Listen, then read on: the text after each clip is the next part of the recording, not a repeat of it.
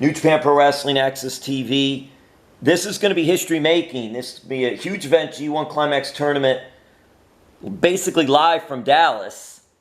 What does it mean to you to be able to be the one calling the action? And will you be working solo on this for AXS TV? Oh, I will not be working solo. I've got my number one partner, Rocky Romero, with me. Rocky and I called every G1 Climax event last year, and we're putting the band back together again for this year. So I'm very excited to have Rocky with me. One of the greatest wrestlers in New Japan Pro Wrestling history, and just had a remarkable run in the Best of the Super Junior tournament. It's a thrill and it's an honor to be able to be the voice of New Japan Pro Wrestling, but to also call a G1 Climax tournament from the United States, the first time that the G1 has ever taken place outside of Japan.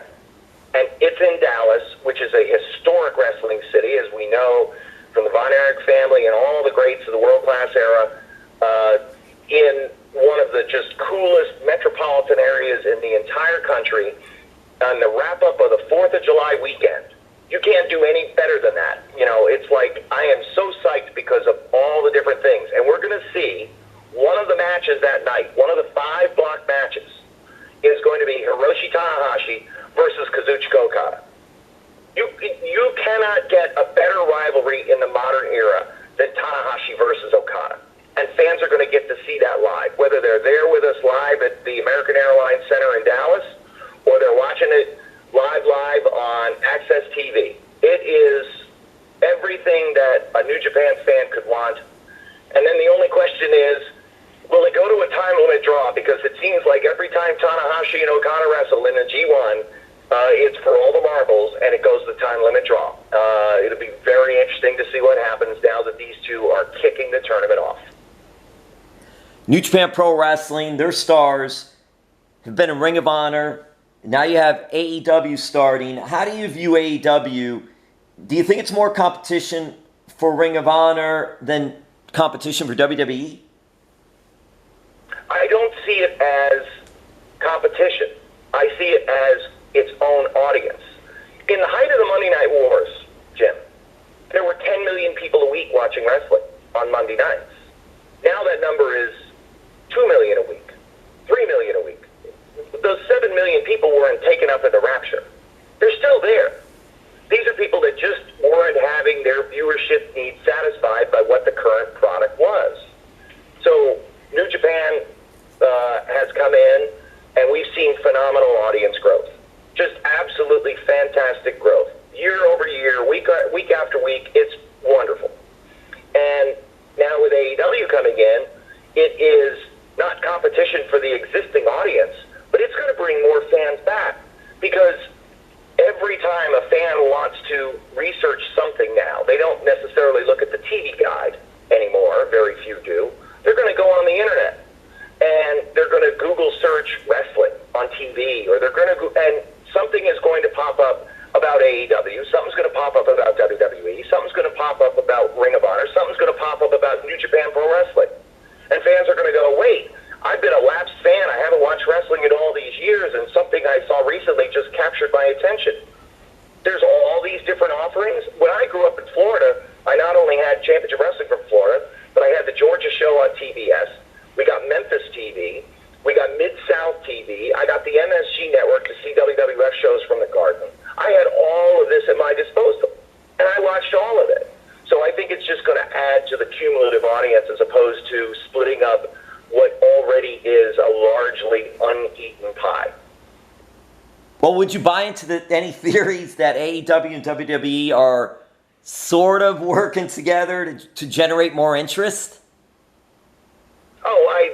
No, I mean, that's nonsense. But it's again, when you used to generate the numbers that WWE did from a ratings perspective, financially they're beyond solid, and everything is fine there, but there's just a lot of people that don't watch anymore, that don't like it. And that's what they, used to like this show, and man, they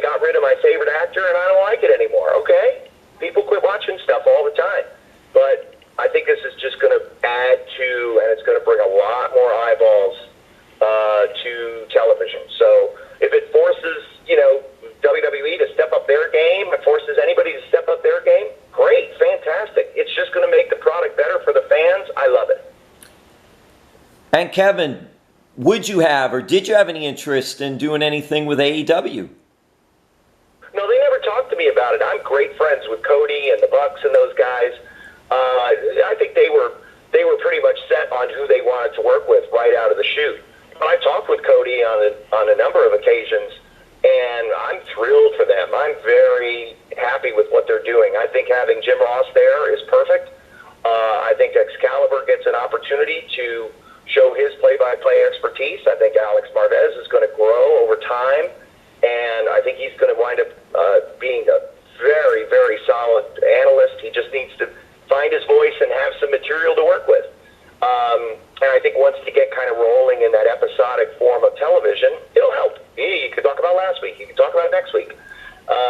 So no, I think that they're set, and I'm very happy being the announcer for New Japan Pro Wrestling. I can't ask for a better job because I was in the WWE when it was at its most popular, Jim. Absolutely the most popular. More people watched during the Monday Night Wars, during the Attitude Era when I was there, than ever watched on television during the Hogan era. And I get more feedback from fans now that thank me for my contributions and me being a part of New Japan and everything. That means the world to me. I'm exactly where I need to be at my point in my career. Near 30 years of experience. I'm the right guy for the job. I think I'm the only guy for the job, put it that way. And that might be ego talking, I don't know. There isn't anybody that can do what I do. And the fact that I get to do this for New Japan Pro Wrestling and to bring the G1 Climax Tournament to the American viewing audience on AXS TV for the first time ever in Dallas on July 6th, that's everything I could ask for. That was the dream that I had when I was 9 years old, listening to Gordon Soley when I first moved to Florida, and I didn't have a friend in the world. And you mentioned the July 6th event. Then also for the first time, AXS TV will air same-day real-time coverage of New Japan Pro Wrestling's Saturday G1 Climax events, drop kicking off July 13th. And that will be 2 hours each Saturday night. Mark Cuban, AXS TV, Dallas Mavericks NBA owner. The event is in Dallas. Do you think we'll see Mark Cuban at the event? Have you met Mark Cuban? I've yet to have the pleasure to meet Mark. I hope he can. It's the off season for the Mavericks. He's got 100 things going on at once. But if Mark could be there, that would be wonderful. But just the fact that he has been so committed to New Japan Pro Wrestling, and the guy we know, he's not just a billionaire, but he's an entrepreneur. He's a visionary. And he was one of the first to sign on and say, I need to be a part of New Japan Pro Wrestling. I must have this on my channel because this is different. This is better than anything else that's out there.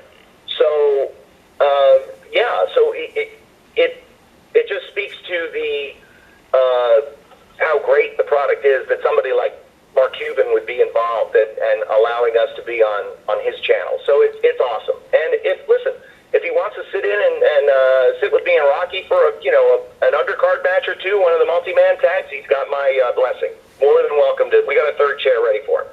Yeah, you'd be great. He's been a wrestling fan. He's been on WWE shows before, and there have always been rumors and gossip that he might start his own company back in the day. So he's big into it. Well, I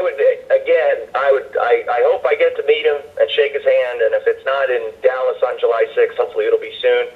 I doubt this is going to be the last foray in America for New Japan Pro Wrestling. I know that we've got other events scheduled throughout the course of the year, and next year, 2020, the Olympics are going to be in Tokyo. We're already wondering, what the heck are we going to do with the events that we have in Tokyo around the time when the Olympics are going to be going on? Maybe there'll be more events in America next year. Who knows?